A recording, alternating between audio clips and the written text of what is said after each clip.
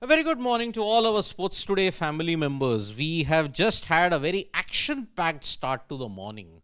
Australia dominating, India suffering an early jolt. Across the ocean in New York, there was a big event in the World Rapid and Blitz Championship. And because of that, this morning wrap already is action-packed as you will look at it. But the one who started the entire carnage right from 5 a.m. IST onwards was a certain legend in that Fab Four now who's making up some serious ground. Joe Root is ahead, but now slowly catching up with him is Steve Smith. Steve Smith today scored his 5th ton at the Melbourne cricket ground, but now he has 11 hundreds against India, which is the most by any player in the history of the game.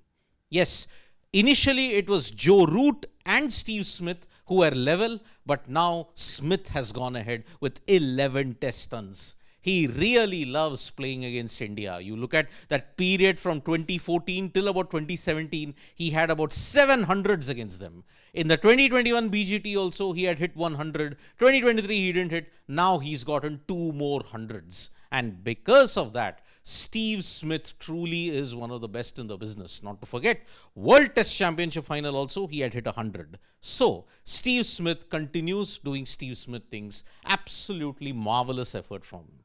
But then if you have to look at India, well, the big debate was who was going to open the batting. Rohit Sharma, KL Rahul. Now, Rohit Sharma in that toss presentation stated, I will be opening the batting. He came out to open, had a good 3 runs down the ground, but then played a horrendous shot to ensure that he got out very cheaply yet again. Now, question marks will arise over Rohit Sharma, the test cricketer, after this knock also. Yes, there are still potentially 3 more innings left. But then, how much more can Rohit Sharma cope up with it? Because now he's failed for the 8th test when you look at it. And looking at it, it's not improving anytime soon also. So Rohit Sharma, questions on his test career is only going to grow louder and louder at this stage. So, whereas Australia have reached 474, Steve Smith 100, here India have already been jolted. KL Rahul, actually when you look at it, is still opening. Because Rohit Sharma just lasted less than 6 balls. So that's why trouble for India already in the second session. Let's see how that pans out. If you thought that wasn't enough, if you thought all the scuffles yesterday outside of the MCG and outside inside the stadium also, today you had one more intruder onto the pitch. This is the same guy who had interrupted the India versus Australia games in the World Cup also. Now, he's managed to come to Virat Kohli yet again and security escorted him. Last time it was Free Palestine on the shirt. This time it is Free Ukraine in that shirt of his. So this is becoming a serious problem that we are looking at. Because spectators, you had that Jarvo guy who was continuously interrupting security. It could be a threat anytime soon. These kind of people, yes, you may want to make a statement, but this kind of intrusions is just not on. There has to be stricter action that is taken against him also. So, this was the one incident that happened, and today, unfortunately, the Indian cricket team is wearing black armbands. It is to pay tribute to the late Prime Minister Manmohan Singh, who died, just last night. He died at the age of 92. He was the architect of India's reforms in the financial sector. When you look at it, 1991, India was broke. India almost was on the verge of defaulting. But Manmohan Singh's liberalization policy ensured that India would once again rise up from the ruins. And now they are in the economic powerhouse region when you say it.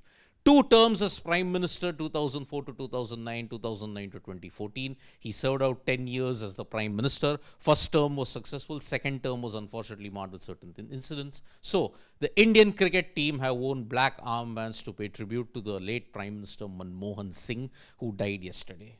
Now, if we look at other sporting events, while one eye will be on Melbourne for the World Test Championship final race, another is in Centurion, because yesterday you saw 13 wickets fall in an action-packed day in Centurion. Pakistan all out for 211.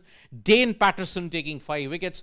Corbin Bosch taking a wicket first ball and ending with 4 wickets. What a dream start for Corbin Bosch in South Africa. So, South Africa kind of have the initiative, but then on a wicket which is not going to get easier, it's going to be a very topsy-turvy contest. It was highlighted by Kamran Ghulam, Kyle Verreynne and Kagiso Rabada all involved in a clash. So yes, sparks are flying in Centurion between Pakistan and South Africa also. Then on the other side, when you look at it, there is one more Boxing Day test match that has happened, but that has got nothing to do with the WTC final race because it's Afghanistan versus Zimbabwe. Sean Williams has managed to hit 100, and because of that, Zimbabwe for the first time are in a pretty good position against Afghanistan. So Sean Williams managed 100 and Allah Ghazanfar picked up 2 wickets, but he was struggling with the red ball at this stage. So that is the cricketing roundup when you have to look at it. I had just done a live before the end of the first day of the World Rapid and Blitz Championships. The 2 stars for India, when you look at it in the open category, Raunak Sadhwani and Arjun Erigaisi. Raunak Sadhwani scoring an upset win over Ali Reza Firouzja. Arjun Erigaisi also there in the top bracket. Remember, he has to win the FIDE Rapid World title. And Fabiano Caruana has to go out of the top 3. Then and only then Arjun Erigaisi has a chance. Tomorrow, I mean, if you look at it technically today in US time, but tomorrow from 12:30 a.m. onwards, the next 4 rounds will be played, followed by the last 4 rounds. In the women's category, Harika Dronavalli is amongst the top bracket of Indian chess players. Tomorrow India time, when you look at it, 3 rounds will be played, 3 rounds will be played. Women's section has 11 rounds, open section has 13 rounds. So that is it when we have to look at what has happened on an action-packed Friday morning in the morning wrap. It's been really, really awesome sporting action that has taken place. India-Australia today, that's going to be playing out. Pakistan, South Africa, a crucial day today. And also World Rapid and Blitz Chess Championships. Thank you so much, folks, for joining us for this live. Subscribe to Sports Today for all the latest news and analysis.